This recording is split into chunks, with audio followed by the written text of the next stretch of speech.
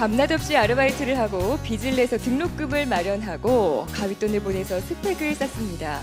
그런데 취업은 하늘의 별따기죠. 어디 그뿐입니까? 그 어렵다는 취업에 성공을 해도 신입사원까지 희망 퇴직 대상에 오르는 시대입니다. 경제난, 취업난, 자금난, 청년 금융에는 비상구가 없다고들 하는데요. 미래를 저당 잡힌 빚더미에 올라있다는 말도 있습니다. 흑수저, 열정페이, N포 세대와 같은 신조어도 자꾸만 만들어지는데요. 그래도 희망을 얘기해보고 싶습니다. 우리가 지금 이 자리에 모인 이유입니다. KBS 1라디오와 한민족방송이 공동기획한 청년 대한민국 경제 콘서트에 오신 여러분 반갑습니다.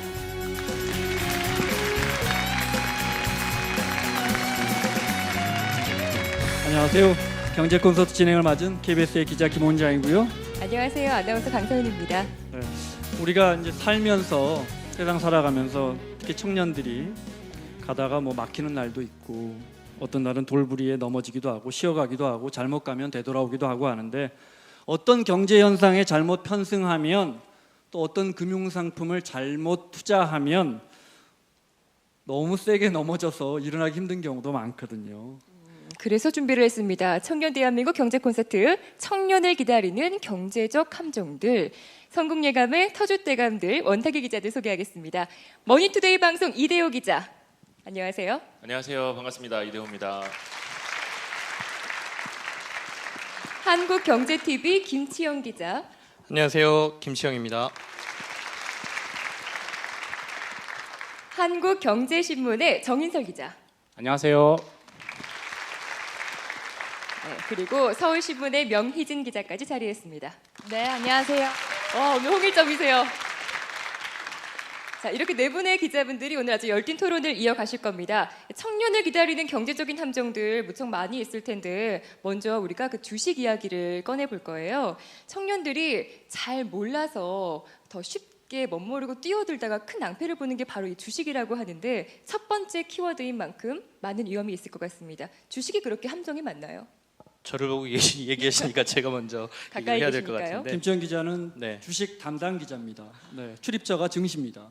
뭐 제가 다니는 회사도 주식 관련 방송을 워낙 많이 하는 곳이어서요.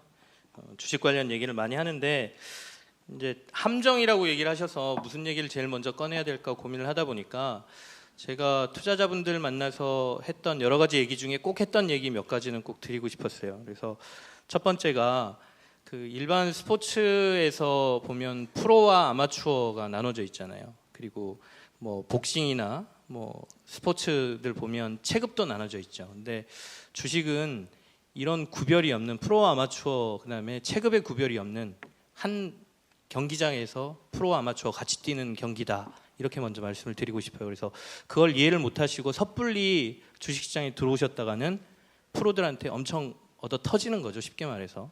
그래서 흔히 주식 투자하시는 분들을 쪽박 찬다 그러잖아요. 내 투자 돈 다 날리고 나가는 경우가 생기는 거기 때문에 내가 프로들하고 싸워야 된다는 생각을 하시고 철저한 준비를 하고 주식시장에는 뛰어들어야 된다. 이야기를 가장 먼저 해드리고 싶고요.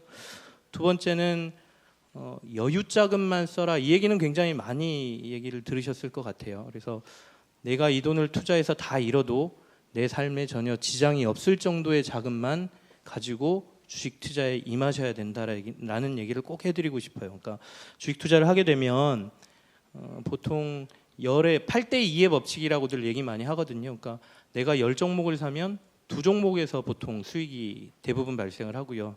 10개월을 투자하면 2개월에서 수익이 다 발생합니다. 그 전에는 수익이 발생을 안 하는 거죠. 그러니까 평균적 통상적으로 그렇다라고 해서 8대2의 법칙이라고 얘기를 하는데 그 기간을 견디려면 이건 절대적으로 여유자금이 아니면 나는 분명히 이 주식이 오를 것 같은데 다음 달이면 아들 등록금 내야 되고 내 집세 내야 될 돈 가지고 주식 투자했다가 이 주식이 오를 주식을 팔고 손실을 보고 나가는 경우가 되게 많습니다. 그래서 철저히 나는 여윳돈 가지고만 투자를 하겠다. 이 두 가지는 꼭 말씀을 드리고 싶었던 얘기 중에 하나입니다. 우리가 빚내서 주식 투자하는 금액이 얼마쯤 될 것 같아요? 흔히 주식 신용 잔고라고 하는데 얼추 얼마나 될까요? 2천억, 6조 원이 넘습니다. 6조 원이. 그중에 코스닥만 3조 원이 넘습니다. 그다음 주식 대출인데 주식 대출은 아주 싸게 빌리는 게 7%, 8%입니다. 그러니까 7%, 8%, 10% 수익 내도 본전입니다. 그런데 그 싸움을 김치영 기자가 설명했듯이 정말 전문가들하고 해야 합니다. 링에 올라서 골드만삭스하고 붙어야 합니다. 이기기가 쉽지 않죠. 저는 정인설 기자. 예, 항상 신문 기사는 잘하는 사람 얘기를 해야지 먹힙니다. 예, 못하는 사람 얘기해봐야 잘 읽어주지 않습니다. 그 대부분 이제 주변에 주식 투자했다는 분들 얘기를 들으면 자기가 성공한 얘기만 합니다. 나 이 종목 타서 20% 수익률 얻었어라고 얘기를 합니다. 저도 그렇게 얘기를 하고 다닙니다. 보통은 저랑 안 친한 분들에게는 그런 얘기를 합니다. 내가 성공한 얘기만 합니다. 나의 치부, 나의 아픈 부분, 나의 상처는 나와 가까운 사람들에게만 얘기를 합니다. 주식도 마찬가지입니다. 아까 이 김시영 기자가 얘기했던 것처럼 8번 있습니다. 타율 2할이면 아주 잘 치는 타자입니다. 그 8번 이런 얘기는 잘 안 합니다. 주변에. 왜냐하면 쪽팔리니까. 나 여기까지 오는데 사회적 지위도 있고 내가 잘 나가는 우리 아들의 아빠고 딸의 아빠인데 잘 나간 얘기만 합니다. 그런 얘기만 하기 때문에 많은 사람들이 이제 환상에 젖어서 주식 투자에 뛰어드는데 말씀하신 대로 그 체력과 돈과 여유가 있지 않는 한 대부분 잃게 돼 있습니다. 2명만 내지는 그 이하만 따게 돼 있기 때문에 그런 점을 염두에 두셔야 되고요. 다만 저는 그래도 주식은 해야 된다라고 생각하는데 이렇게 위험하다는 얘기만 해서 그게 곧 큰 함정이 될 수가 있거든요. 다만 말씀하신 것처럼 용돈 번다는 생각 가지고 하시면 주식 투자도 해볼 만하다. 다만 여유와 시간이 있을 때 가능하다라고 생각이 됩니다. 명희진 기자. 네, 저는 이 주식 할 때는 좀 심리적 함정에서 좀 벗어나야 한다고 생각을 하는데요. 사실 주식이 숫자이긴 하지만 심리전이기도 하거든요.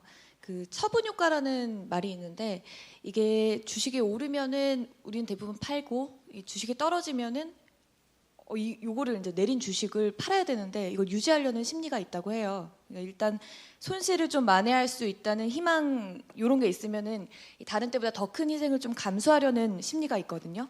근데 좀 이 자신의 판단 착오를 인정하지 않으려는 태도를 좀 버리고 좀 그런 심리 함정에서 벗어나서 좀 더 객관적으로 주식을 바라볼 필요가 있지 않나 이런 생각이 좀 듭니다. 이대호 기자.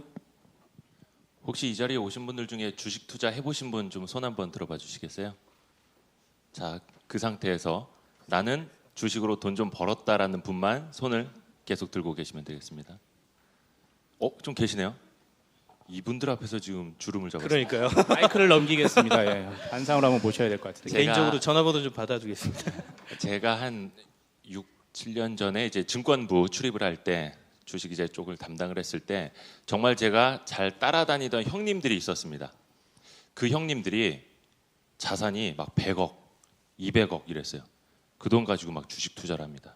사실 근데 그래서 따라다닌 이유도 좀 있었지만 그게 아니라 배울 점이 정말 많았어요. 왜냐하면 일반 우리 직장인들 하루에 출근해서 한 10시간, 많게는 12시간 이상씩 정말 피 터지게 일하지 않습니까? 주 5일 이상. 근데 그분들이 그렇게 투자를 합니다. 그렇게 공부를 하고 투자를 합니다.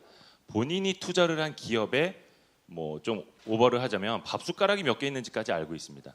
어떻게 해서 이 서플라이 체인이 형성이 되고 그 산업의 글로벌 경기 전망은 어떤지까지도 공부를 합니다.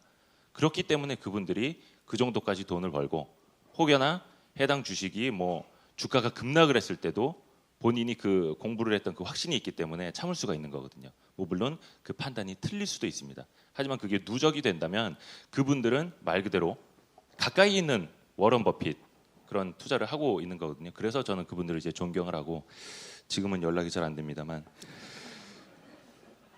딱 두 분의 사례를 들고 싶은데 제가 존경하는 투자자 중에 피터 린치라는 분이 있습니다. 이분을 가장 존경하는 이유는 뭐 수익률을 많이 내서 그런 것도 있지만 전성기라 할 수 있는 46살에 은퇴를 하고 가족들에게 돌아갑니다. 해서 전설로 떠난 투자자다 이런 평이 붙고요. 반대로 다른 분은 이제 위대한 투자자라는 평을 받는 분인데 제시 리버모어라는 사람이 있습니다. 열 몇 살 때 한 3달러 번 거 시작으로 해서 이제 주식의 맛을 들이고 뭐 대공황 때도 빌린 돈으로 투자를 하고 공매도로 공격적으로 투자를 해서 굉장히 이제 투기적으로 돈을 많이 번 사람입니다. 이분은 낭비, 사치, 탕진도 많이 했고요, 파산도 했고 결국에는 한 60 조금 넘어서 권총으로 이제 자살을 합니다. 물론 이 사람도 위대한 투자자라는 평을 받습니다. 수익률을 많이 올렸으니까요. 하지만 마지막이 중요해야 한다는 거. 우리 모두가 그 마지막을 준비를 해야 하는데 과연 나는 그렇게 노력을 하고 있는가? 서로가 좀 반문을 했으면 좋겠고요. 여기 이제 대학생분들도 계신 걸로 알고 있는데 투자 첫 출발이 중요합니다. 10만 원으로 5만 원 벌면 이게 수익률 50%네. 내가 100만 원, 1000만 원 가지고도 이렇게 할 수 있겠지? 절대 그렇지 않습니다. 3살 버릇 8까지 간다는 것 꼭 좀 기억해 주시기 바랍니다. 예. 김치영 기자. 네, 이대호 기자 말한 거하고 굉장히 그 동감 가는 부분이 꽤 있습니다. 그러니까 아까 돈 많이 번 개인 투자자들 저도 몇 분 만나봤고 그분들의 생활을 직접 지켜봤는데 정말로 열심히 하세요. 이 사람들 쉽게 번 돈이 아니거든요. 그래서 여기 아까 주식 투자해 보신 분들 꽤 많이 오셨는데 주식 투자하실 때 주변에서 뭐뭐 하더라라는 얘기 듣고 투자하신 경우도 있으실 거예요. 그게 가장 큰 함정이라고 생각하거든요. 그러니까 집 사실 때 어떻게 하세요? 부동산 가시죠. 그리고 이 집 괜찮겠다 싶으면 직접 가서 보시죠. 그리고 주변도 다 보시잖아요. 이 집이 오를까 안 오를까, 그 다음에 정부 정책, 뭐 옆에 무슨 뭐 지하철이 생기는지, 도로가 생기는지, 도시계획이 있는지 다 살펴보시잖아요. 근데 왜 주식 투자하실 때는 그런 거 안 하시는지 전 이해가 안 돼요. 누가 어떤 회사에 이런 재료가 있다라고 하면 아 그래 내일 모레 오를 것 같아. 주가 조금만 뛰면 들어가 가지고 사세요. 그리고는 재료 나올 때 이미 다른 사람 다 알고 있던 주식들 팔 때 그 사람들 손해 보거든요. 회사에 직접 전화도 해보시고 다트 들어가셔서 공시다 확인하시고 재무제표 보시고 이 회사가 진짜로 자산이 있는 회사인지 내가 들은 얘기가 맞는지를 확인하셔야 돼요. 그 확인하시는 것도 이미 늦은 상태일 수 있어요. 왜냐하면 예전에는 이 정보가 사실 몇몇 루트를 통해서 접할 수도 있었어요. 근데 이제는 세상이 바뀌어서 다 SNS 하시잖아요. 메신저 하죠. 증권가에서도 메신저로 한번 돌면 이 금방 퍼져나가요. 그래서 제가 봐서는 여러분이 접하신 정보는 이미 해외에서도 접할 수 있는 정보예요. 그 정도로 확산 속도가 빠릅니다. 그래서 이제는 재료 매매가 시장에서 그렇게 통하는 시기가 아니다라는 걸 꼭 기억하십시오. 물론 운이 좋게 몇 번은 버실 수 있어요. 그렇지만 확률이 굉장히 떨어지고요. 그리고 두 번째는 이런 재료 매매가 예전에 뭐 주식 투자 해보셨으니까 상한가 15%, 상한가 15% 폭에서는 꽤 위력을 발휘를 했거든요. 작전 세력도 붙고 어디서는 뭐 좀 매수도 좀 해주고 그러면 올라갈 수도 있었는데 지금 이 폭이 확대됐잖아요. 30%까지 확대됐죠. 이제는 무서워서도 작전 세력들이 사실 그 짓을 잘 못합니다. 그래서 재료의 어떤 영향력이 많이 떨어져 있다. 결국에는 장기적으로 승부할 수 있는 주식에 승부를 거셔야 돼요. 우리나라 아까 뭐 개미 투자자 얘기를 했는데 VIP 투자자문의 최준철 대표, 김민국 대표라고 있습니다. 그분들이 서울대 주식 동아리에서 학생 때 출발해서 지금 우리나라 가치 투자에 어느 정도 맥을 잇는 뭐 대가로 인정을 받고 있는 분들인데 저보다 나이가 한 2-3살 어려요. 근데 이분들은 대학교 때서부터 자기가 아는 주식만 투자했어요. 그래서 지금까지 성공을 한 거고요. 지금도 장이 며칠 전에 굉장히 안 좋았잖아요. 제가 전화해서 앞으로 어떻게 될까요? 라고 물으면 대답은 항상 똑같습니다. 저는 장은 모르겠어요. 주식시장을 어떻게 알아요? 라고 얘기해요. 하지만 저는 제가 봤을 때 싼 주식들은 눈에 보입니다. 그래서 뭐가 싸 보이세요? 그러면 항상 시장에서 안 좋다고 하는 종목들만 얘기해요. 그러니까 뭐 주가 많이 빠질 때는 뭐 정유주가 제일 좋아 보여요. 주가가 너무 많이 빠졌네요. 건설주 너무 많이 빠졌을 때도 지금 가치로 보면 건설주가 제일 좋다고 보여요. 제가 시장에서 그 얘기하면 사람들이 저 바보라 그러거든요. 근데 그 사람들은 그때 그 주식을 사서 오를 때까지 끈기 있게 버티다가 결국에는 수익을 내고 나갑니다. 그러니까 주식 투자를 하실 거면 정말 알고 내가 아는 회사만 투자를 하시고요. 이렇게 얘기하니까 위험성이 있다 그래서 주식 투자 안 하실 것 같은데 저는 주식 투자 하라고 방송하는 사람이거든요. 이런 저금리 상황에서는 주식 말고 또 이렇게 재테크를 할 만한 수단도 많지가 않습니다. 그래서 잘 공부하셔서 정말 자신이 운용할 수 있는 기본적인 돈으로 해보시는 것도 낫다라고 생각합니다. 자, 주식 부분 이야기는 정인설 기자 마무리할까요? 이 함정이니까 이제 위험과 리스크에 대해서 얘기를 하는데 많은 이제 청년들 분들이 계시니까 책과 여행을 많이 하라고 그러잖아요. 여행을 못 가니까 간접 경험이라도 해서 책을 읽으라고 하는데 주식은 간접 경험은 제가 보기엔 아무 소용 없습니다. 아무짝에 쓸모 없습니다. 이렇게 저희가 많이 얘기해도 본인이 투자하지 않으면 나의 일이 아닙니다. 내 돈 잃어봐야 됩니다. 한 푼이라도 잃어봐야 됩니다. 그래야지 나의 일로 되고 내 인생이 됩니다. 내가 그 종목에 대해서 정말 열심히 봅니다. 내가 피 같은 내 돈이 한번 까여봐야 되기 때문에.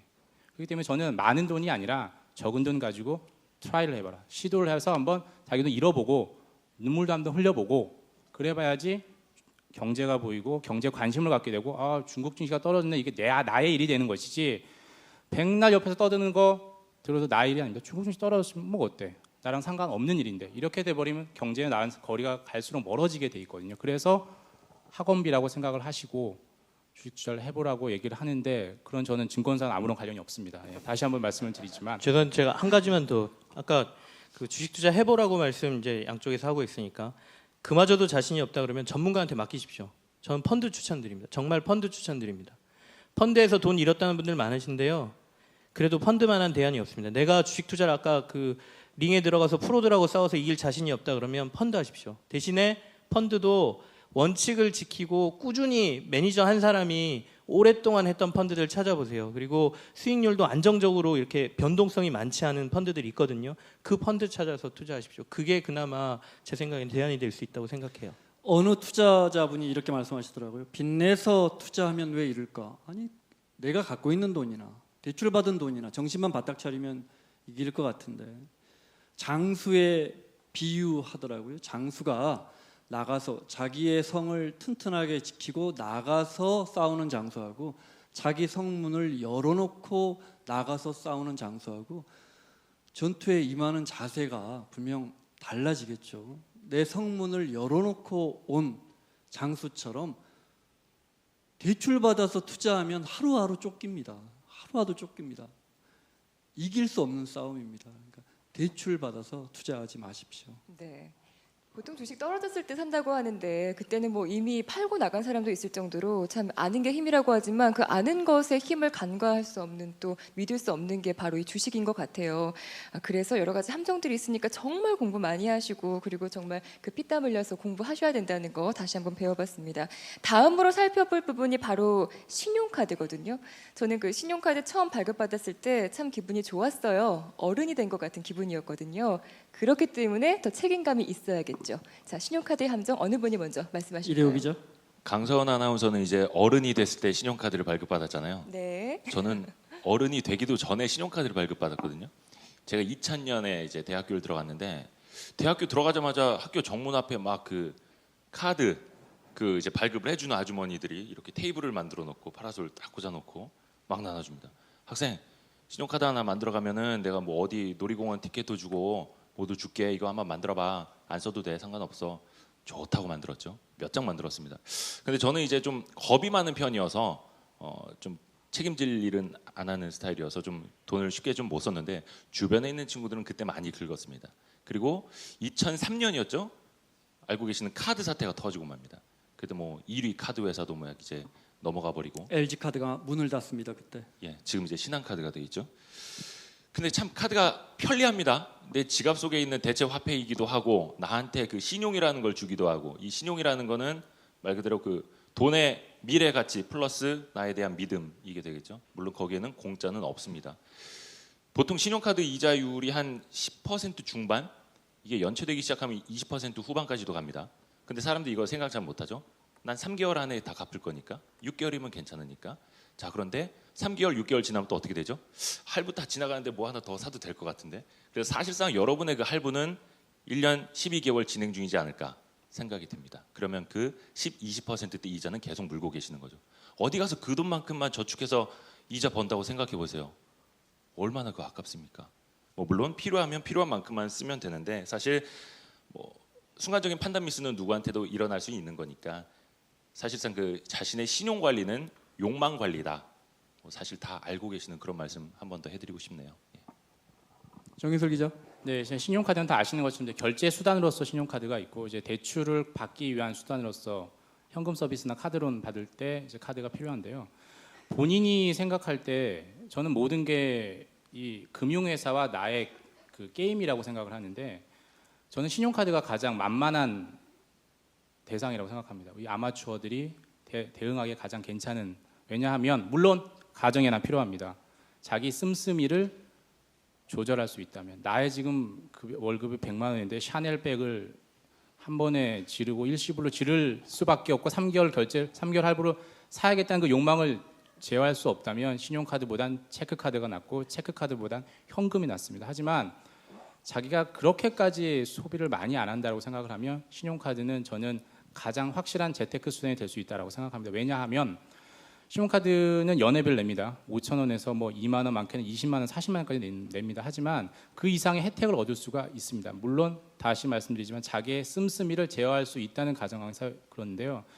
본인이 이제 가장 쇼핑을 많이 하시는 분들이 있고, 이제 기름을 많이 넣고 교통을 많이 택시를 많이 타시는 분이 있고, 그리고 문화생활, 영화나 뭐 그 책을 많이 사시는 분이 있고, 그리고 뭐 나머지는 이제 다른 생활을 할 수가 있을 텐데 그 중에 가장 많이 쓰는 본인이 한 달 카드 급여 명세서를 카드 명세서를 보고 가장 많이 쓰는 것을 보고 거기에 맞는 카드를 하나만 골라주면 됩니다. 그러면 5년간 요즘은 택시비도 10% 할인해주고요, 백화점에도 5% 할인해주죠. 물론 전월 실적 30만 원 이상, 뭐 20만 원 이상이 돼야 됩니다. 하지만 그 정도는 다들 쓰시잖아요. 그렇기 때문에 그런 정도의 자기의 씀씀이를 너무 거기에 휘둘리지 않는다면 괜찮은 카드 한두 장 쓰는 게 오히려 낫고, 물론 여기에 용기가 없으면 현금 들고 다니셔야죠. 동전 거스름돈 받고 주머니에 넣어 다니셔야 되죠. 하지만 그게 아니라면 가장 남는 장사가 저는 가장 만만한 대상이 저는 신용카드라고 생각을 합니다. 명희진 기자. 저는 이 신용이 욕망을 관리하는 거라는 선배의 말씀에 너무 공감을 하는데, 이게 사실은 신용카드라는 게 미리 돈을 빌려가지고 내가 오늘의 행복을 사는 약간 그런 개념이잖아요.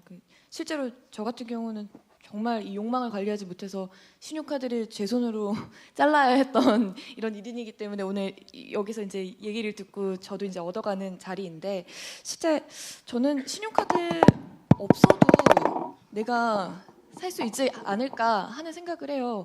왜냐면은 신용카드가 있으면은 아예 한도 이런 것들을 이제 늘려놓을수록 내가 이거를 눈에 안 보이니까 계속 쓰게 되고 자꾸 쓰게 되는데, 이거를 좀 카드를 쓰든 현금을 쓰든 내 소비를 조금 돌아보고 내가 이제 관리할 수 있는 이런 것들을 조금 고민을 해야지 이 신용카드도 잘 쓸 수 있고 현금도 잘 쓸 수 있는 게 아닌가 하는 그런 생각이 듭니다.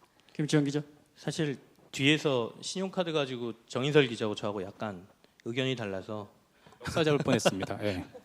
인설 기자는 아까 신용카드가 가장 만만한 경제 뭐 대상이다라고 말했는데 저는 아니다라고 얘기를 했거든요. 그러니까 전제 조건이 붙었잖아요. 자기가 그걸 관리할 수 있다면이라는 전제 조건이 붙었는데 많은 사람들이 그걸 관리를 못한다는 게 첫 번째 함정이었던 것 같아요. 그래서 그 재무 관리하시는 분들, 그다음에 뭐 재테크의 달인들 이런 분들 만나셔서 제일 먼저 저의 씀씀이를 어떻게 줄일까요라고 조언을 구하면 첫 번째가 신용카드를 사용하지 마세요라고 얘기를 하거든요. 그러니까 결국에는 저는 신용카드라고 좋은 포장지로 포장된 대출이라고 생각을 합니다. 이거는 대출 행위예요. 그러니까 나의 신용을 담보로 대출을 하는 것이죠. 그래서 한 달 뒤에 받을 내 월급을 땡겨 쓰는 겁니다. 신용카드로 미리 쓰는 거죠. 그리고 한 달 뒤에 내 월급이 나오면 내는 거잖아요. 그러니까 결국에는 무이자긴 하지만 한 달은 무이자긴 하지만 이거는 무이자 대출이다. 그리고 2개월, 3개월 할부를 끊기 시작하면 앞서도 말씀드렸지만 15%에서 많게는 20% 후반대의 이자를 무는 대출이기 때문에 어떻게 보면 마이너스 대출이 있으면 마이너스 대출을 쓰는 게 낫습니다. 그렇잖아요. 15%의 이자를 무느니 나는 내 신용으로 마이너스 대출 받으면 뭐 5에서 많으면 한 7, 8% 이자율을 내실 거예요. 그럼 마이너스 대출에서 내지 내가 왜 15%의 이자를 냅니까? 잘 생각해 보셔야 돼요. 그래서 저는 신용카드는 최대한 쓰지 말아라. 포인트에 속지 말고, 물론 혜택은 있겠지만 그 혜택 때문에 소비가 더 늘어나는 효과도 있거든요. 그래서 자기의 지출을 통제 못하는 게 분명히 신용카드라는 점을 생각을 하시고 뭐 한두 장 정도야 사회생활 하는데 필요하겠지만 될 수 있으면 신용카드는 최대한 줄이시고, 뭐 직장 다니신다라고 하면 소득공제 받으시려면 적어도 2천만 원까지는 사용하셔야 되거든요. 그러니까 딱 한도를 2천만 원 정도로 정하시고 그 이후에는 현금, 체크카드 이런 걸 사용하시는 게 돈을 아끼시는 데 가장 첫 번째 지름길이다라고 생각을 합니다. 우리 경제에서 청년들에게 매우 슬픈 팩트 중에 하나가 경제활동 인구 7명, 8명 중에 1명은 저신용자입니다. 옛날 표현대로 하면 신용불량자입니다. 은행에서 대출이 잘 나오지 않고 마이너스 통장도 잘 만들어주지 않죠. 그걸 함정이라고 표현한다면 그 함정으로 빠지는 여러 요건들이 있는데 그 중에 하나는 단연 신용카드입니다. 신용카드를 왜 쓰게 할까요? 결제를 편리하게 하기 위해서, 결제를 편리하게 하기 위해서라면 미국처럼 직불카드가 생활화됐겠죠. 우리가 쓰는 건 대부분 신용카드입니다. 김치영 기자 설명했듯이 사실은 단기 대출 카드입니다. 정확한 용어는. 그걸 아주 우리가 좋아하는 경제 용어 크레딧, 신용이라는 말을 붙여놨습니다. 그래서 신용카드지만 사실은 우리가 10,000원을 긁던 100만 원을 긁던 무이자로 대출받는 겁니다. 우리 정혜설 기자 설명했듯이 우리가 이 함정에 빠지지 않을 자신만 있다면, 그리고 대다수의 사람들이 건강하게 신용카드를 통해 시장 경제에 참여합니다. 그런데 또 상당수의 젊은이들이 함정에 빠집니다. 처음에 현금 서비스 받죠. 17%, 8% 할 겁니다. 그 다음 달에 갚기 때문에 크게 느껴지지 않습니다. 자꾸 갚다가 이제 이거 한 번에 안 갚아도 되는 카드론으로 갑니다. 액수도 커집니다. 카드 회사는 돈을 빌려줍니다. 27% 이렇게 빌려줍니다. 왜냐하면 이 사람이 현금 서비스를 받아서 잘 갚는다는 걸 확인했거든요. 그 다음에 어디 가겠습니까? 그 함정에서 빨리 벗어나야 합니다. 거기서 잘못 벗어나면 이제 더 이상 대출이 안 됩니다. 그럼 갈 곳은 대부업체 갑니다. 그러니까 이 고리에 빠져들지 않게, 서두에 너무 공감이 되는데 신용카드 쓰십시오. 신용카드 안 쓰는 나라 없습니다. 그런데 많은 사람들이 거기서 덫에 걸립니다. 그런 점들 좀 염두해 주시면 좋겠습니다. 네. 지금까지는 한도 초과되면 카드 못 썼는데 앞으로는 뭐 소액은 쓸 수 있다고 또 그런 말도 있잖아요. 그러니까 더 빚을 관리할 수 있는 그런 능력이 필요한 게 바로 신용카드인데요. 우리 막 세상에 어려운 게 너무 많아요. 함정도 많고 위기도 많습니다. 제가 하나만, 강선 아나운서 네네. 말씀 중에 제가 하나만 첨언하자면, 신용카드 회사는 계속해서 우리가 그런 행동을 할 것을 권합니다. 많이 쓰시고 이번 달 못 갚으시겠어요 하면 심지어 리볼빙 서비스도 해줍니다. 연체에도 또 쓰게 해줍니다. 대신 연체 이자를 갚는 조건으로요. 연체하면 뭐 17%, 18%. 리볼빙 서비스 얼마나 친절합니까? 내가 100만 원 썼는데 50만 원 못 갚을 것 같으면 다음 달에 또 50만 원 갚게 해줍니다. 그것도 역시 20%, 21%, 22%입니다. 연체하면, 리볼빙을 하면, 현금 서비스를 받으면, 카드론을 하면 다 18%에서 27%, 8%까지 이자를 받습니다. 그러니까 우리가 신용카드 회사가 손해를 보는 경우는, 신용카드 회사가 큰 돈을 못 버는 경우는 단 한 가지 경우밖에 없습니다. 우리가 돈을 제때에 갚는 것뿐입니다. 아시겠죠? 이렇게 여러 가지 함정들이 있지만 그래도 세상은 살만합니다. 우리 마음을 좀 달래고 가죠. 자, 우리 열띤 토론을 잠시 중단하고 노래 한 곡 듣고 가려고 합니다. 자, 마음을 잠시 편안하게 해줄 분을 모실 텐데요. 최근에 한 케이블 방송에서 국악창법으로 노래를 불러서 아주 큰 화제를 불러일으키신 분입니다. 현재 대전 시립연정국악단 판소리 단원으로 계신 이윤아 씨를 모시겠습니다. 여러분 박수로 맞아주세요.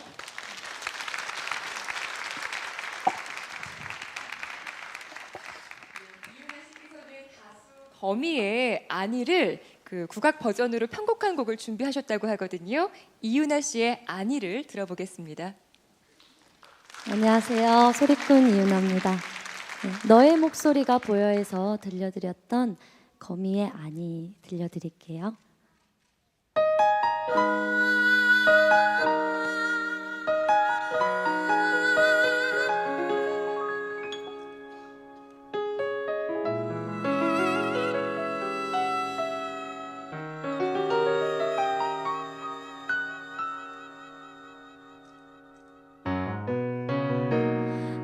그냥 해본 얘기야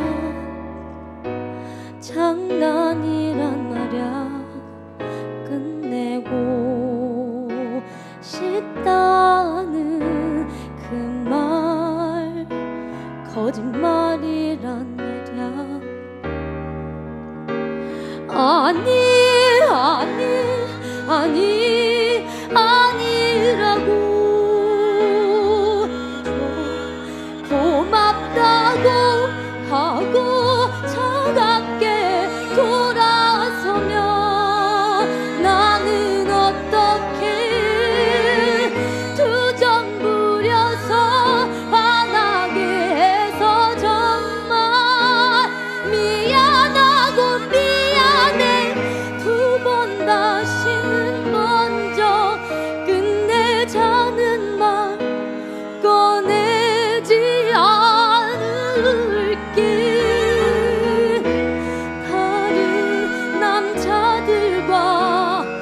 똑같아진 벽난데 날 버리고 떠나면 깊은 눈물 속에 너 조금씩 빠져 죽게 돼 아니라고 고맙다고 하고 차갑게 돌아서면 나는 어떻게 내가 많이 정말 많이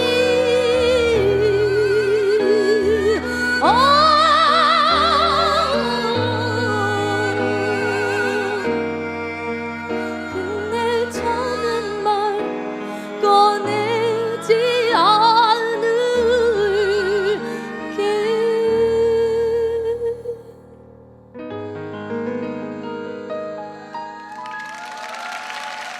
감사합니다. 네. 이윤아 씨가 가수 거미의 아니를 이렇게 국악으로 편곡해서 불러주신 거잖아요. 느낌이 정말 새롭네요, 그렇죠? 제가 음악 하시는 분들 만나면 꼭 드리고 싶은 질문이 있었어요. 음악을 하고 싶어하는 사람은 정말 많은데 이게 뭐 악기가 상당히 고가고 레슨비가 비싸고 그러잖아요. 이윤아 씨는 이런 경제적인 어려움이 없으셨는지 모든 음악을 하는 분들이 다 부유한 사람은 아닐 텐데 어떠셨어요? 저는 취업을 하기 전에 네. 졸업을 하고 나서가 굉장히 큰 고민이었던 것 같아요. 졸업을 하고 나서 저희는 취업하기 전에 프리랜서로 활동을 많이 하거든요. 네. 네. 근데 그때 돈벌이도 돈이 들어오는 게 정기적으로 들어오지 않고 월급을 받는 게 아니다 보니까 공연이 없으면은 돈을 벌지 못하고 그렇게 쉬다 보니까 저도 자연스럽게 부모님한테 손을 벌리게 되고 도움을 요청했던 기억이 나요. 그때 어머니 아버지께서 집으로 내려오라고 대전에 하셨어요? 대전에 제가 있는데요. 네. 그때 집으로 내려와서 있으라고 하셨는데 그때 굉장히 큰 고민을 했던 것 같아요. 제가 이거를 계속 할 수 있을지, 취업은 할 수 있을지, 어떻게 제가 살아가야 될지 굉장히 큰 고민을 했었는데 그때 그렇게 부모님께서 큰 부담은 안 주셔서 믿고 의지할 수 있게 해주셔서 끝까지 할 수 있었던 것 같아요. 국악이 판소리가 뭔가 한이 담겨 있고 애끓는 애간장이 녹아 있는 음악이라고 우리가 알고 있잖아요. 그러니까 쉽게 살아온 사람들이 어떻게 이렇게 음악을 절실하게 부를 수가 있겠어요. 이윤아 씨도 판소리를 오래 해 오시면서 지금의 이윤아 씨가 있기까지 참 어려운 시절이 많이 있었다는 생각이 드네요. 네. 그리고 또 부모님께서 많이 믿어주셨고 아까 뭐 대전으로 내려와라 그렇게 말씀하셨는데 결국 뜻을 굽히지 않으셨던 거죠? 네, 거기 와서 네. 소리를 하라고 하셨어요. 대전으로 와서 소리를 해라. 아니요, 제가 고향이 예산인데요. 네네. 예산으로 와서 소리를 계속 해라. 거기 있으면은 벌이도 없고 네가 힘드니까 집에 와서 소리를 하라고 하셨죠. 그래도 딸의 가는 길을 응원해 주셨네요. 이렇게 믿어주신 부모님들이 계셨기에 오늘 우리가 이윤아 씨의 무대를 접할 수 있고 또 우리가 이윤아 씨의 노래를 믿고 들을 수 있는 게 아닌가 싶습니다. 자, 다음 곡 저희 청해 드리고 싶은데요. 어떤 곡 준비하셨어요? 다음 곡은요.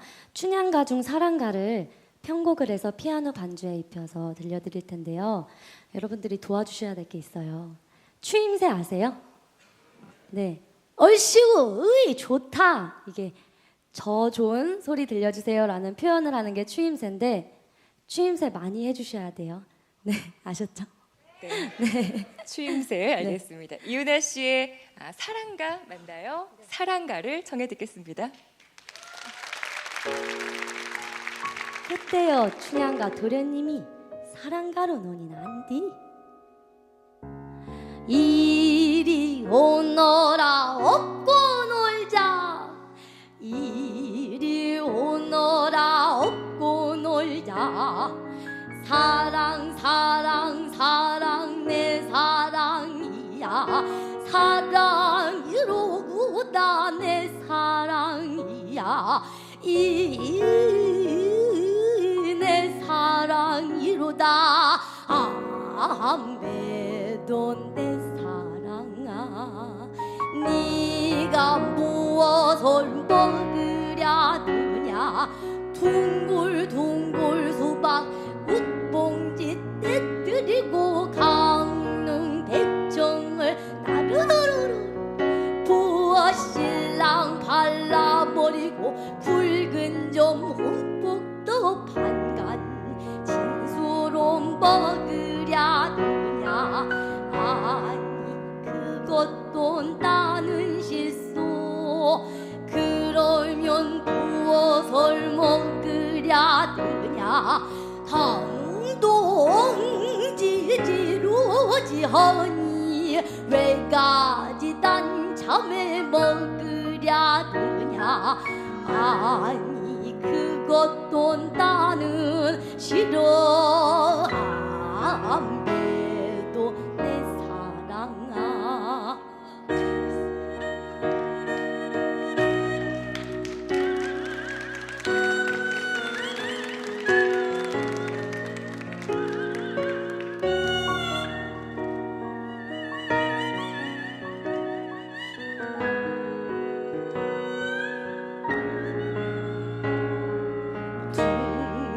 둥둥둥 내낭군 오호 둥둥 내낭군 도련님을 얻고 보니 좋을 호자가 절로 온다 불홍자약에 물안화 담화봉접이 좋을시고 소상동정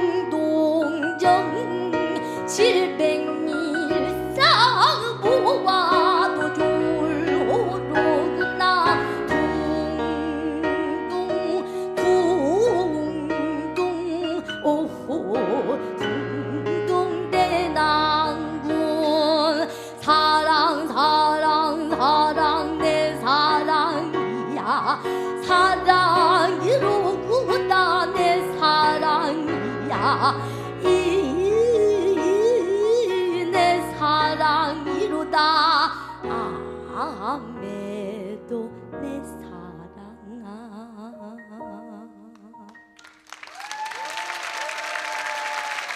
감사합니다. 네. 다음 이어서 들려드릴 곡은요. 예, 하루만이라는 여러분들께 처음 들려드리는 곡인데요. 이 곡은 남도 흥타령을 에서 영감을 받아서 만들어진 곡이에요. 흥타령 하면은 굉장히 신나는 곡 같겠지만 사실은 남도 흥타령은 가사를 보시면 그리움을 주제로 하는 가사들이 많아요. 네, 그래서 이 곡 또한 그리움을 주제로 한 발라드이고요. 전통적인 선율과 그리고 창법으로 만들어진 곡인데 오늘은 피아노 반주에만 그리고 제 목소리만 네, 들려드리겠습니다. 네.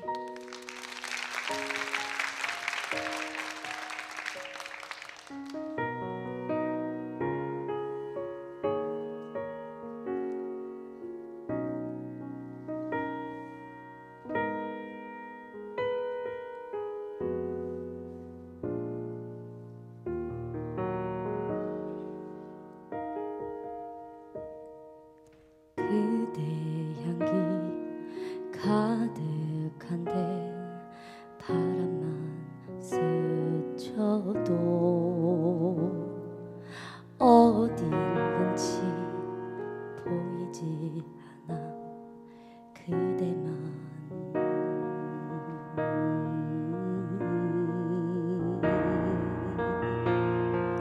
저 어디에 어딘가에 단 한 번만 단 하루라도 저 어디에 어딘가에 단 한 번만 단 하루라도 내 사랑아 부르고 불러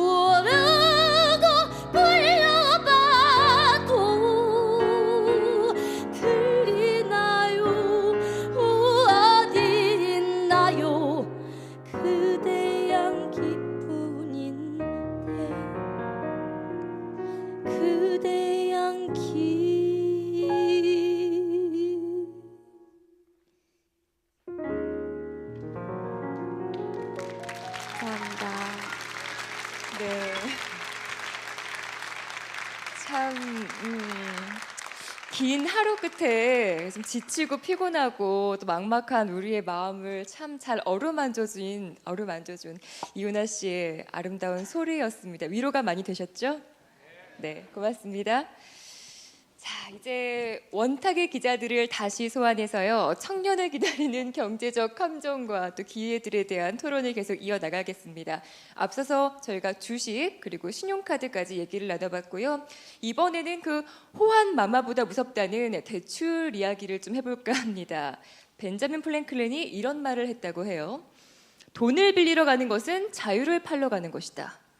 자유를 담보로 잡힌 청년들이 얼마나 힘들고 그 무게가 무겁겠습니까? 자, 대출 얼마나 위험한지 어느 분께서 먼저 말씀해 주시겠어요? 정인설 기자 먼저 부탁드릴까요? 진짜 다 해보라고 해도 대출은 정말 하지 말라고 다들 얘기하지 않습니까? 그런데 그럼에도 불구하고 대출을 받을 수밖에 없는 상황이 다들 되잖아요. 집도 사야 되고 그리고 학원비도 내야 되고 이제 할 수 없는 상황이 됐을 때는 다들 아시는 것처럼 금리가 낮은 곳부터 은행부터 가는데 은행 문턱이 낮아졌다고 하지만 여전히 높습니다. 나는 당장 내일 돈이 필요한데 은행 바로 대출되지 않습니다. 물론 마이너스 통장 직장 입고 할 때는 상관이 없습니다만은 그래서 결국에는 빠진 함정이 빨리 대출 받으니까 대부업체로 많이 가는데 제가 실제 그동안 저는 예전에 금융 출입을 하기 전에는 대부업체 가시는 분들은 말 그대로 정말 은행에서 카드사에서 캐피탈사에서 받아주질 않아서 가셨다라고 생각을 했었는데 꼭 그렇지만은 않더라고요. 예. 대한민국의 상당수의 성형미인이 대부업을 이용한다는 사실을 그때 제가 알았고요. 그리고 대한민국의 상당수의 명품 가방이 대부업체를 통해서 팔려 나가는 거라는 걸 처음 알았습니다. 여대생분들 그리고 젊은 분들 시계 몇백만 원, 몇천만짜리 사기 위해서 대부업체를 이용한다는 걸 제가 그때 처음 알았습니다. 그러니까 쉽다는 이유만으로 그리고 지금 현재 대부업 최고금리가 현재는 지금 법적 공백 상태지만 작년 말에 일몰이 끝났기 때문에 지금 개정안이 통과되고 있지 않기 때문에 34.9%인데 그걸 월 금리로 계산을 하면 어느 정도 되나요? 3% 정도 되죠. 그리고 만약에 이게 올해 개정안이 통과가 되면 29.9%가 됩니다. 그러면 뭐 2.5% 정도 되나요? 월 금리로 생각을 하면 별로 안 된다고 생각합니다. 100만 원, 나 샤넬 가방 500만 원 지르면 뭐 10만 원 정도 이자 쉽지, 뭐 내면 되지라고 생각하는데 그게 쌓이는 게 정말 순식간이라는 거죠. 정말 대부업체 금리 내지는 그 외 캐피탈 금리는 정말 기하급수, 어마어마하게 빨리빨리 부른다는 거죠. 예. 그 부분을 많이 유념하셔야 되고요. 예, 대부업체 이름 정말 무슨 론, 무슨 캐피탈 절대로 나 대부업체 아님이라고 써 있죠. 하지만 항상 밑에 대부업 등록 메토 이거 꼭 확인하셔야 된다는 그 두 점은 꼭 말씀드리고 싶습니다. 흔히들 대부업체가 간편 대출이라고 하잖아요. 얼마나 쉽게 빌려줘요. 갚는 건 간편하지가 않아요. 김치영 기자. 예, 제가 대부라고 얘기하니까 모든 돈 빌리는 행위가 나쁜 것처럼 얘기되는 것 같아서 저희가 특정해서는 이제 지금 대부업체들 얘기를 많이 하게 되잖아요. 그러니까 일반적으로 그 재무제표 아까 처음에 제가 재무제표 얘기했지만 재무제표에서 부채도 자산으로 분류를 하거든요. 아시는 분들 많이 계시겠지만, 그러니까 부채도 능력입니다. 그러니까 자기가 신용도도 있고 재산이 있어야 은행 가서 부채를 일으킬 수 있잖아요. 그래서 재무제표에 보면 부채는 자산으로 분류가 됩니다. 근데 문제는 과도한 대출 그리고 대출이 아까 이자가 높은 대출은 상환하기가 힘들기 때문에 문제가 생기는 거잖아요. 그러니까 자신이 목적이 있어서 집을 사야 되는데 저리의 대출을 받을 수 있다 그러면 분명히 받아야 됩니다. 받아서 집도 사고 생활의 안정을 찾아야 되는 것이고요. 근데 목적성이 딱히 명확하지도 않고 아까 말한 뭐 사치품을 산다거나 아니면 뭔가를 하기 위해서 손쉽게 빌릴 수 있다는 것 때문에 소액이지만 대부업을 찾아가는 행위는 정말 하지 않으셨으면 좋겠어요. 그리고 특히 광고를 많이 하기 때문에 광고의 문제도 좀 있거든요. 광고에 보면 뭐 30일간 무이자입니다라고 막 광고하고 그리고 또 여자분들께만 여성 전용 대출이라 그래서 광고하잖아요. 그런 이유가 다 있겠죠. 여성 대출을 하는 이유는 여성들이 돈을 잘 갚기 때문이에요. 전화해서 협박 한 번만 하면 금방 갚거든요. 무서워서. 근데 남자들은 그냥 배 째세요 이러고 버티시는 분들도 많아요. 그래서 통계적으로 대부업체들이 다 봅니다. 얼마를 빌려줬을 때 회수율이 많은지, 그다음에 어떤 대칭에 어떤 남성인지 여성인지 누구한테 빌려줬을 때 대출이 쉽게 회수가 되는지를 보고 빌려주는 거예요. 그래서 여성 전용 대출은 그런 함정이 숨어 있다는 걸 아셔야 되고, 또 하나는 이게 이렇게 고리 이자를 받잖아요. 뭐 고리 이자라는 표현이 법정 이자니까 안 맞을 수는 있겠지만 저는 20%가 넘으면 고리 이자라고 보거든요. 그러니까 고리 이자를 받는데 여러분들이 못 갚아서 이게 쉽게 말해서 추심업체로 넘어갔다고 생각해 보세요. 추심업체들이 와서 돈 갚으라고 하고 이제 여러 가지 추심 행동을 하겠죠. 근데 사실상 금융업체들에서는 추심업체로 넘어갈 때 이미 여러분의 원금은 반 이상 깎아서 넘기거든요. 근데 추심업체들에서는 그 원금을 다 갚으라고 요구를 하잖아요. 그 사람들은 그만큼의 이익을 남기는 거거든요. 사실은 절반만 받아도 되는 상황에서. 그래서 저희가 보통 약탈적 대출이다라고 표현도 하는데, 그런 부분까지 생각을 한다면 아까 신용카드에서 시작한 것처럼 대법까지 가면 결국에는 나중에 사채까지 가는 연결고리가 되기 때문에 최대한 안 받으셨으면 좋겠다. 정이 어쩔 수 없는 상황에 받아야 된다면 차라리 지인이나 가족이 낫다. 근데 지인이나 가족한테 받았을 때 가장 큰 맹점은 나중에 가족관계가 끊기거나 친구들하고 연락이 안 되는 수가 생기죠. 그렇지만 대출은 어쨌든 끝까지 대법 대출은 받지 않으셨으면 좋겠다는 말씀 드리고 싶어요. 제가 대학교에 가끔 강의 갈 때들 질문하는 거예요. 대부업체 상당수가 신규 가입자에 한해서 첫 한 달간 이자를 무료로 해줘요. 왜 그럴까요?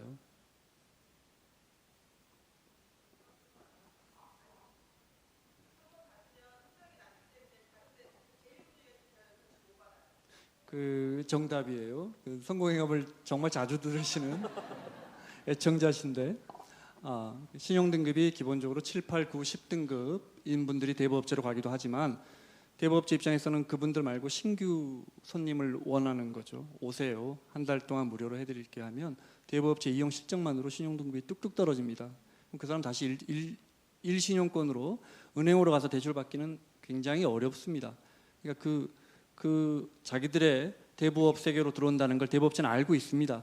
그러니까 한 달 동안 아무런 이익도 보지 않지만 한 번 더 이용해. 그래서 조건이 붙습니다. 신규 이용자에 한한다는 거. 명희 기자 이야기 들어볼까요? 여기 좀 연장선상에서 뭐 연체 이자, 뭐 수수료 받지 않습니다 이런 뭐 CF나 대법 광고 보신 적 있으신가요? 그것만 해도 좀 혹해서 좀 급전이 필요하면은 좀 대부업을 들여다보게 되는데, 사실 정확하게 말하면 이 대부업체가 연체 이자랑 수수료를 받지 않는 게 아니라 못 받는 겁니다. 이게 여기 함정이 있는 건데, 대부업체들이 이미 아까 말이 나왔듯이 법정 최고금리 연 34.9%를 모두 적용하고 있어서 이게 추가 이자를 받으면 불법이거든요. 근데 또 대부분의 대부업의 함정이 있는 게, 이게 은행 같은 경우에는 월로 이제 이자를 받게 되는데 대부분 대부업은 일수가 많기 때문에 하루만 연체를 해도 그게 굉장히 막 감당하지 못할 정도로 늘어날 수 있기 때문에 일단 뭐 대부업체에선 대출을 안 받는 게 좋지 않을까, 저도 이렇게 말씀을 올리고 싶습니다. 이대호 기자. 우리 객석에 좀 라이트를 좀 올려주시면 좋을 것 같은데, 아까보다 많이 어두워져서 여러분들의 얼굴이 좀 안 보여서요. 앞에서 뭐 대법 이제 뭐 살인적인 금리 이런 이야기 많이 하셨으니까 저는 조금 그 반대의 이야기 혹은 슬픈 현실에 대해서 이야기를 해볼게요. 과연 여러분이라면 곧 신용 불량자가 될지도 모르는 사람한테 여러분의 돈을 빌려 주시겠습니까? 아니면 뭐 좀 아는 사람이라고 해서 5% 정도만 받고 뭐 한 1,000만 원 이렇게 빌려 주시겠습니까? 혹시 모르는 사람이 이자를 한 1, 20% 준다고 했을 때 떼일지도 모르는데, 혹은 안 갚으면 내가 저 사람 뭐 부산이든 어디든 찾아가서 받아와야 되는데 그 돈 빌려 주시겠습니까? 사실 많은 사람들이 대부업체들 다 이제 악덕으로 몰아갑니다. 뭐 그런 사람들도 많죠. 그런데 39%대에서 34.9%로 낮췄고 이제 20%대까지 금리를 낮추라고 합니다. 자, 뭐 10%로 낮추면 어떨까요? 아예 받지 말라고 하면 어떨까요? 자, 그런데 그 대부업의 그 채들이 없어지면 그곳을 제도권에서 안전하게 이용해야 하는 사람들이 오히려 불법 사채라든지 음성 시장으로 흘러 들어갈 가능성이 있습니다. 그런 이면도 좀 생각을 해야 되는 거고요. 신용도가 낮아질수록 이제 원금 회수율이 떨어지고 그러다 보면 관리 비용이 높아지고 그들에 대한 이자를 더 많이 받아야 되고, 이런 거는 이제 시스템적으로 이럴 수밖에 없다라는 현실도 우리가 좀 알고 있어야 되는 거고요. 이제 여러분이 이렇게 빠져서는 안 되는 함정에 대해서도 말씀을 드려야 되는데, 신문 기사 형식의 광고들 굉장히 많아요. 이게 뭐 무슨 뭐 의약품 관련된 걸 수도 있고 아니면 금융상품 관련된 것도 있는데 이거 인지도 있는 신문에 실렸네. 신문 기사구나. 근데 알고 보면 그게 광고. 이 경우는 굉장히 많고요. 조심하셔야 됩니다. 그리고 제도권 금융상품을 모방한 뭐 캐피털 대부업체 상품들 굉장히 많습니다. 예를 들면 뭐 햇살론이 있다 그러면 햅쌀 뭐 이런 식으로도 많이 만들어내고요. 정말 기똥찬 것들 많습니다. 머리 좀 잘 돌아가는 분들 많고요. 그리고 저도 좀 섬뜩한 때가 있는데 저희 뭐 한 5살, 7살 난 꼬마애들이 갑자기 그 대부업체 광고 노래를 막 흥얼흥얼거리고 다닙니다. 막 정말 겁납니다. 이런 거 습관화되지 않도록 하는 것도 중요할 것 같습니다. 지난 2000년대 초부터 아시다시피 우리가 시장 경제가 한 번도 경험해 보지 못한 초저금리 시대가 됐고, 초저금리라는 건 물론 양적 완화도 있지만 시장에 돈을 정말 많이 풀어냈다는 것입니다. 그중 일부가 산업에 투자됐을 것이고요. 그중에 남는 돈은 어딘가 잠겨 있고, 그런데 금융기업들은 이 돈을 빌려줘야죠. 그래야 투자가 일어나고 또 수익이 일어나니까요. 그래서 돈을 빌려주는 건 은행이 할 일입니다. 그런데 요즘 보면 뭐 저축은행은 물론이고요, 캐피탈 회사는 뭐 돈만 빌려주는 회사니까 당연하고요. 카드 회사, 생명보험 회사 다 돈을 빌려줍니다. 다 빌려줍니다. 당신이 몰랐던 자동차의 새로운 기능, 차 맡기고 돈 빌려가라는 겁니다. 그러니까 심지어 졸업 축하 대출도 있고요. 저축은행에 가면 취직 축하 대출도 있습니다. 돈 빌려주는 시대입니다. 돈이 부족한 사람들에게 또 새로 투자하는 사람들에게는 유용한 것이지만 함부로 남의 돈을 받았다가는 그것이 당연한 말이겠지만 고리가 내 삶에 정말 걸림돌이 될 수 있는 거겠죠. 남의 돈에는 날카로운 이빨이 있다. 드라마 쩐의 전쟁에 나오는 말입니다. 그 아까 전에 대부업에서 돈 빌려가지고 명품 가방 사고 성형한다 그래서 처음에는 그렇게까지 해야 되나 싶었어요. 근데 생각을 해봤더니 요즘에는 외모도 스펙에 들어간다고 하잖아요. 그러니까 외모가 안 되는데 좀 잘 고쳐지면 취업도 잘 될 것 같고 돈은 없고 빌리고 약간 좀 청년들의 씁쓸한 삶을 보는 것 같아서 안타깝기도 했습니다. 다음 키워드는 보험이에요. 전 좀 의아합니다. 얼마나 좋은 보장이 많은데 이게 왜 위험할까? 그런데 이게 또 함정이 많다고 하니까 우리 청년들이 어떤 보험의 함정에 빠지고 있는지 들어보겠습니다. 보험과 부동산이 남았는데 아마 보험에서 우리 원탁 기자들이 가장 하고 싶은 이야기가 많을 겁니다. 정말 귀담아 들으십시오. 누가 먼저 할까요? 정인설 기자. 보험은 다들 최후의 보루죠. 근데 보험으로 본전을 뽑겠다, 이제는 돈을 벌겠다, 이런 분들이 생각을 합니다. 보험은 최후의 방어판, 내 삶이 무너지지 않게 만드는 최후의 보루지 돈을 버는 수단이 아닙니다. 물론 저축성 보험이라는 게 있습니다. 저축성 보험이라는 거는 10년 이상 목을 계속 불입할 자신이 있는 분들에게 가입할 수 있는 상품이고요. 그 외에 이제 보험 상품의 가장 중요한 거는 많이 들수록 심리적 안정감을 취하기 때문에 많이 듣습니다. 그리고 우리 인간관계 여기저기 엮였다 보면 대한민국의 모든 동문회, 모든 동창회, 모든 모임의 총무분들은 보험회사 직원분들이 하고 있습니다. 그래서 선후배분들 가입하지 않을 수 없습니다. 10년 이상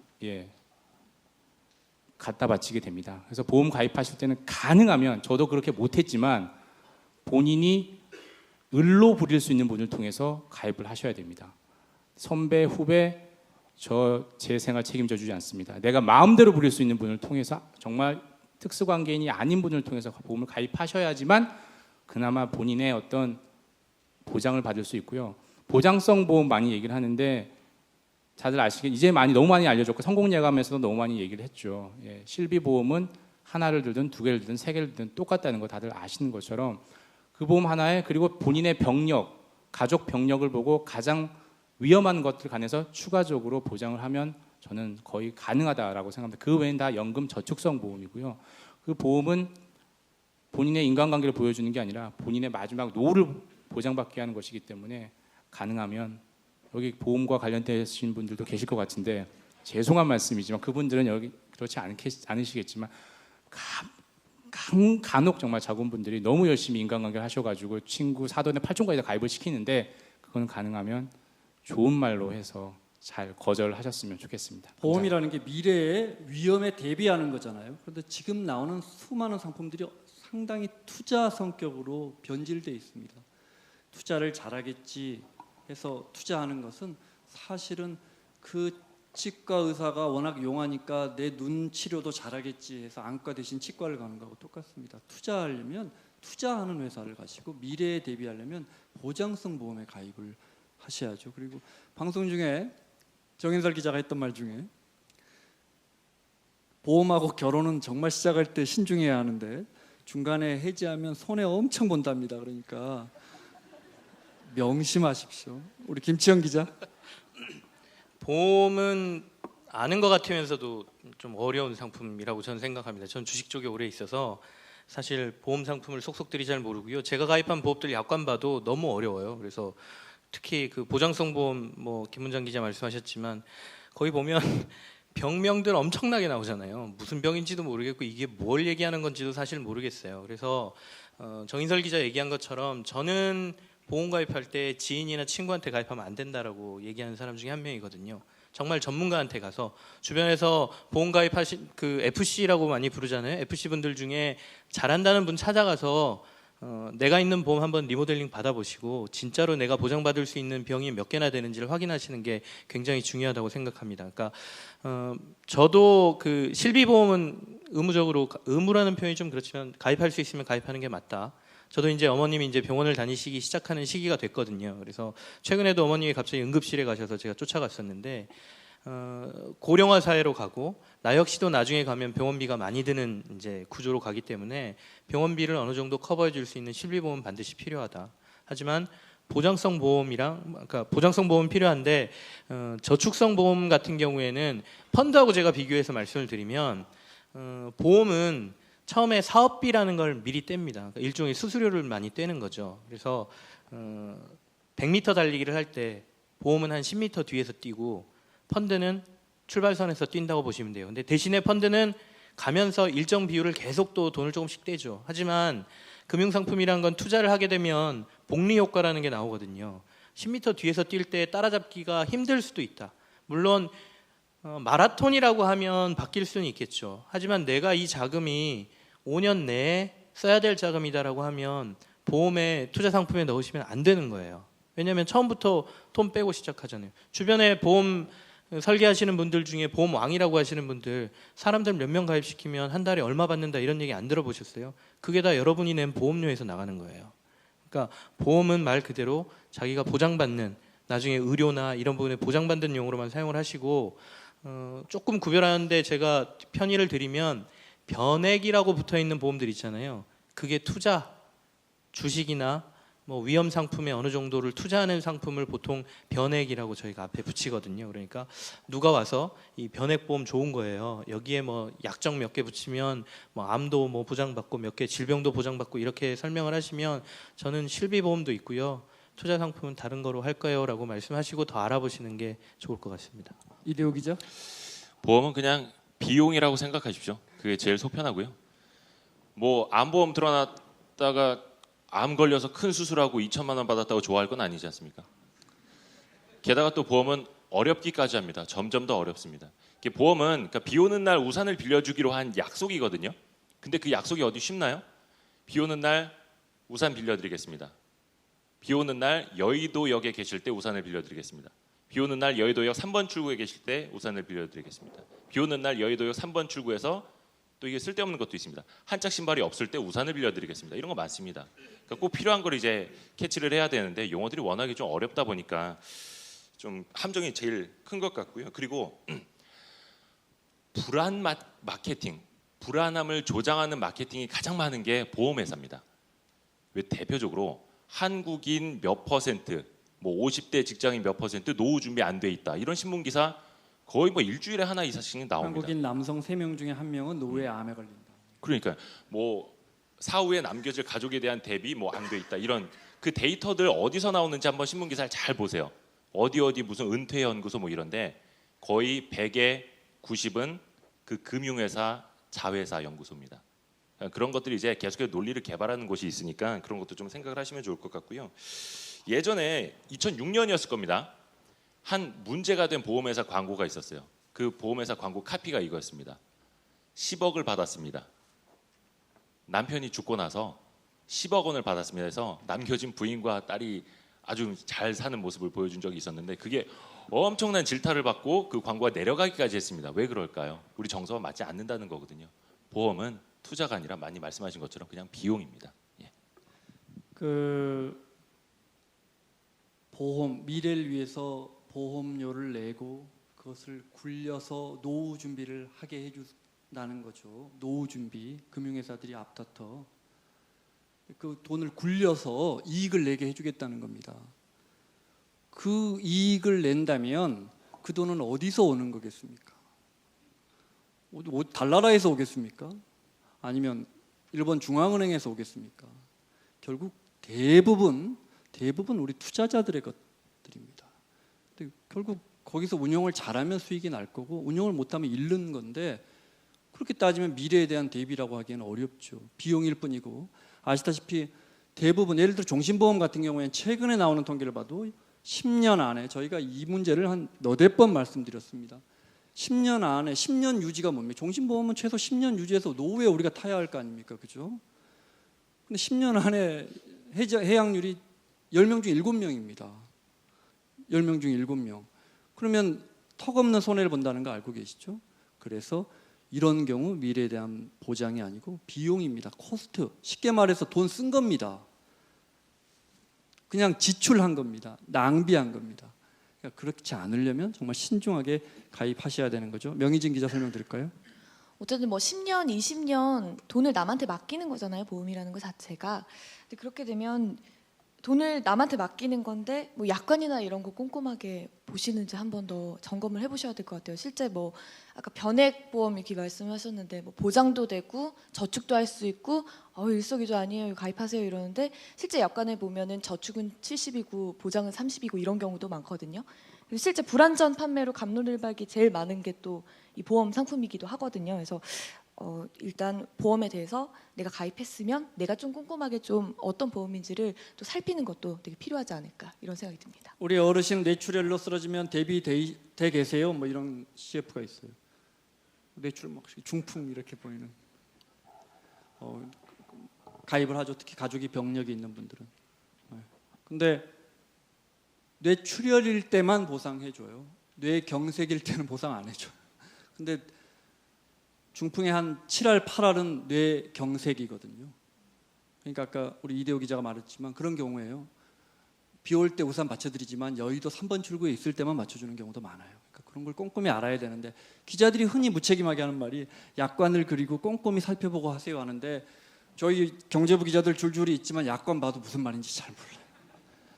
그러니까 함부로 가입하면 안 되죠. 네, 정말 잘 알고 꼬치꼬치 물어보고 가입해야 합니다. 보험이 나를 위한 투자인지 저축인지 단순 비용인지 애매하기 때문에 눈 뜨고 코 베이는 경우가 참 많다고 합니다. 참 꼼꼼하게 살피고 따져서 가입을 하셔야겠어요. 청년을 기다리는 경제적인 함정들 우리가 주식, 신용카드, 대출, 보험까지 살펴봤는데요. 마지막 키워드는 부동산입니다. 꽁꽁 얼어붙은 부동산에 언제쯤 훈풍이 불어올지 이 부동산 관련해서 유의점은 우리 성공예감에서 김원장 기자가 늘 강조를 많이 하셨거든요. 그래서 먼저 시작을 하실까요? 드릴 말씀이 너무 많은데 시간이 없으니까요. 너무 시간이 오래됐으니까 아주 간단하게 말씀드리자면 뭐 여러 가지가 있지만 한 가지만 말씀드리자면 휩쓸리지 마십시오. 그러니까 남들이 다 산다고 해서 또 남들이 다 어느 지역을 간다고 해서 거기 가서 청약하지 마시고요. 막 청약 줄이 막 길게 늘어져 있고 떴다방이 떠 있으면 나 해야 되는 거 아닌가? 나 이번에 또 2차 놓치는 거 아닌가 싶죠. 우리가 다 그렇잖아요. 근데 그 흔들리지 마십시오. 남들 다 산다. 모델하우스 다 구경 가는데 옆집도 가고 누구 엄마도 가요. 가면 우산도 주거든요. 모델하우스 가면. 휩쓸리지 마시고요. 과거에는 아시다시피 집값이 계속 올랐잖아요. 우리 소득도 오르고 그렇지만 지금 우리 소득이 얼마나 오릅니까? 그래서 오르는 데 따로 있고 안 오르는 데 따로 있어요. 그러니까 휩쓸리지 말고 우리 가족이 뭐가 필요한가 한번 확인해 보시고 제가 이 말씀 왜 드리냐면 제가 부동산 담당을 좀 하다 보니까 많은 주위의 분들이 물어보시는데 2006년, 7년 이후에 한 6, 7년 동안은 그분들의 질문의 거의 9할은 이 집을 어떻게 팔지였습니다. 그걸 내가 왜 샀을까? 그거 지금 내놓을까? 였습니다. 근데 불과 2, 3년 동안 모든 사람이 또 그걸 사야 하나? 청약을 해야 할 것 같은데 대출을 받을까로 질문이 바뀌었습니다. 다 배울 만큼 배운 사람들, 좋은 직장에 있는 분들도 마찬가지입니다. 우리는 다 휩쓸리게 되어 있습니다. 또 얼마나 고도의 마케팅으로 홍보를 합니까? 밴드웨건이라는 아주 대표적인 그 이론이 하나 있습니다. 밴드웨건, 그 마차입니다. 저 축제할 때 이렇게 앞에서 제일 먼저 가는 마차를 우리는 따라가게 돼 있습니다. 우리가 왜 하얀색 소독차만 와도 어렸을 때 따라갔잖아요. 뭐가 이렇게 앞장서 막 가면 우리는 따라가게 돼 있습니다. 우리 시장 참여자들은. 그렇지만 부동산 시장에서 중심을 딱 잡으십시오. 내 소득이 얼마다. 나는 여기 살겠다. 우리 아들이 천식이 걸렸으면 나는 김포로 가서 산 밑에 살겠다. 더 좋은데 나는 멀더라도 공기 좋은 데 가야겠다. 뭐 파주로 가시고 나는 공기는 아무리 안 좋아도 회사 가까운데 중심을 딱 잡으시고 내 소득에 맞는 집을 선택하셔야 됩니다. 그렇지 않으면 그렇게 한 트렌드, 한 유행이 지난 다음에 크게 후회하십니다. 김시영 제가 기자. 받을까요? 말씀하신 것 중에 저 가장 동감한 것 중에 하나가 그 집값이 오를까에 저는 의문점을 항상 가지고 있는 사람 중에 한 명이거든요. 그러니까 부동산 시장이 수요와 공급으로 가격이 결정되지 않는 가장 첫 번째 시장이 아닌가라는 생각을 저는 해요. 그러니까 정책에 가장 민감하게 움직이고 인위적인 어떤 조종의 손에 의해서 가격도 움직이고요. 그래서 사실 시장에 대한 전망을 하기가 굉장히 어려운데 경제 성장 단계가 우리나라가 이미 정체 상태에 지금 빠져 있잖아요. 그리고 이 구조가 쉽사리 벗어나기 힘들다라는 점을 보면, 그리고 인구는 줄고 있고요. 애들 안 낳으시잖아요. 지금 출생률 많이 떨어지고 있으니까. 그런 걸로 보면 부동산 시장이 그렇게 뜨거워질 가능성은 사실 논리적으로 봤을 때 없거든요. 그러면 불과 2, 3년 전에 뜨거웠던 청약 시장이나 이런 거는 사실상 정책 효과였다고요. 그러니까 정부에서 경기가 너무 안 좋으니까 돈을 좀 풀겠다. 그리고 뭐 DTI, LTV 같은 거 완화해 주면서 돈 좀 더 빌려라. 뭐 이런 것들과 함께 부동산 시장이 살았던 건데 과연 이런 게 얼마나 갈 수 있을까에 대해서 사실 저는 좀 의문이 있습니다. 그래서 본인이 부동산을 사시는 게 투자인지 아니면 실수요인지를 먼저 구별을 하시고요. 투자라고 하면 정말 오를 수 있는 지역을 찾아서 사셔야겠죠. 그러니까 서울의 중심가, 뭐 강남이라든지 말 그대로 수요가 몰리는데 비싸더라도 그런 데 사셔야겠죠. 근데 실수요라고 하시면 섣불리 막 청약 막 하는데 따라가셔가지고 사셨다가 실패하시는 경우가 있으니까 내 가족이 정말 살기 좋고 내가 평생 여기서 살 만한 집을 생각해서 사십시오. 그리고 본인이 어차피 집 살려면 대출이 켜야 되잖아요. 아까 저희 대출 얘기했지 않습니까? 대출이 자기 소득에 어느 정도 수준인지를 판단하셔야 됩니다.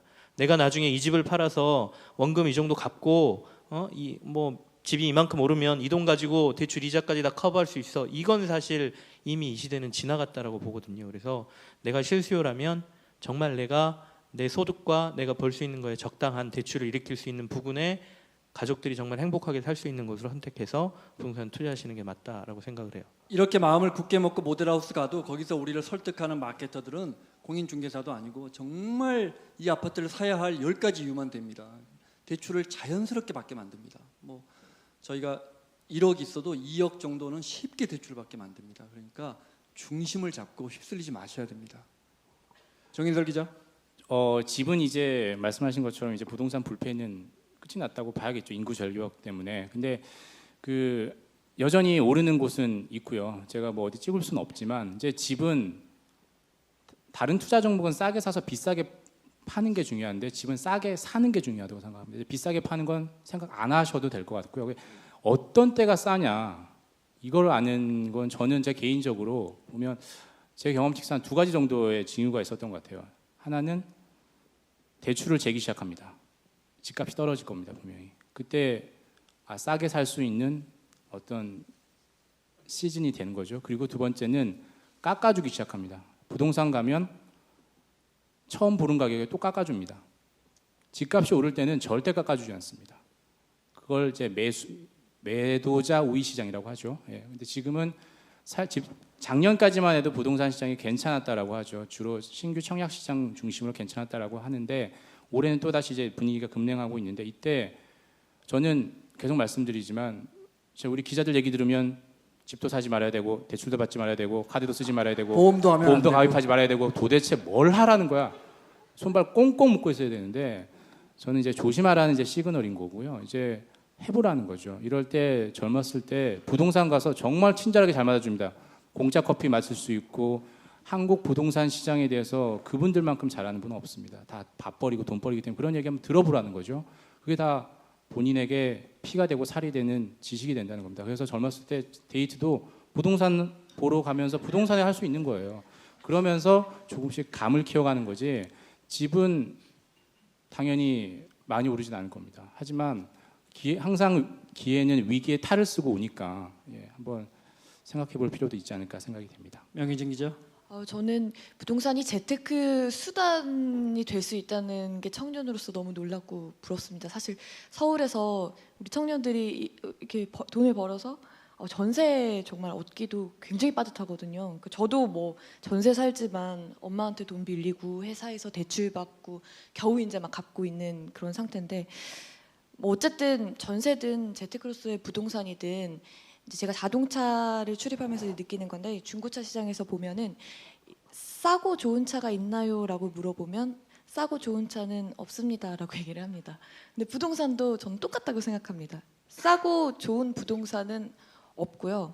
싼 매물을 찾기보다는 나한테 맞는 매물을 찾아야 된다고 생각을 합니다. 그래서 일단 그리고 싼 매물이 일단 나오면 일단 많은 사람들이 다 사고 싶어 할 거 아니에요. 싸고 좋으면. 그렇다 보니까 내가 경쟁도 해야 되고 안목도 키워야 되고 또 전화만 하고 인터넷만 뒤진다고 해서 나오는 게 아니라 뭐 집이 필요하면 최소 1년부터 뭐 좀 꾸준히 좀 알아보고 뭐 잘 소개시켜 줄 수 있는 중개사들도 알아놓고 하고 뭐 좀 이런 내 노력이 또 필요하지 않을까 하는 그런 생각이 듭니다. 우리 이대호 기자. 오늘 어르신도 많이 오셨는데요. 저희보다 아마 부동산 매매라든지 한 번이라도 더 해보셨을 겁니다. 뭐 저희가 많이 아는 척 할 수는 없을 것 같고요. 앞선 주제들 중에 이 부동산 주제가 저는 가장 슬퍼요. 사실 주식, 보험, 대출, 신용카드 없어도 우리 다 살 수 있잖아요. 근데 노숙자를 빼고는 모두가 다 부동산이 있어야만 살 수 있습니다. 하다못해 반지하 월세방이라도 있어야 우리 살 수 있죠. 얼마 전에 그런 기사가 나왔죠. 서울 내에서 평균 소득으로 평균 전셋값 구하려면 7년간의 소득을 아무것도 안 하고 꼬박 모아야 한다. 뭐 저 또한 서울 지역에서 경기도로 밀려난 전세 난민이었고 전셋값이 너무 올라서 부담이 돼서 차라리 집을 산 뭐 하우스 푸어 입장이기도 한데 어쩔 수가 없습니다. 근데 이 하나는 이야기하고 싶어요.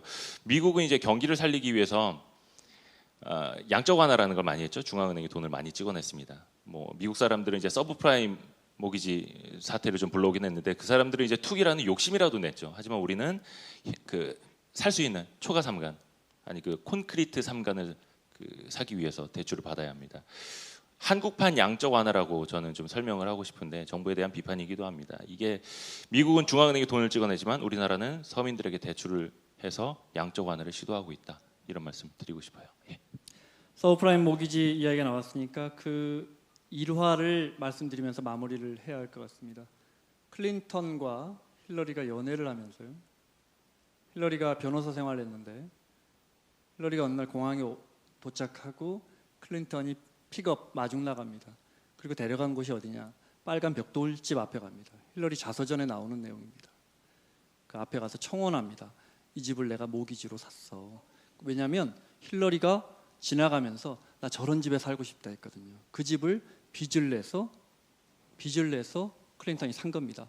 그 두 사람은 명문대 법대를 나왔고 한 사람은 로이어고 한 명은 변호사고 한 명은 시민운동을 하고 있었고 백인이었으니까 잡도 있고 그러니까 대출이 나갔겠죠. 그때 흑인 마을에서 자란 클린턴이 이런 생각을 합니다. 그러니까 직장이 없거나 자산이 없거나 하는 사람들도 쉽게 대출을 받을 수 있는 세상을 만들어야지. 그 정치인이 다음에 미국의 대통령이 되고 만든 제도가 98년도에 서브프라임 모기지입니다. 미국은 알트 A 등급이 있고 프라임 모기지 등급이 있습니다. 이 사람들은 신용도 있고 직업도 있고 자산도 있는 사람들입니다. 그 밑에 서브 프라임 모기지를 만듭니다. 수많은 대출이 일어납니다. 그때 마침 경기가 안 좋아서 저금리가 이루어지죠.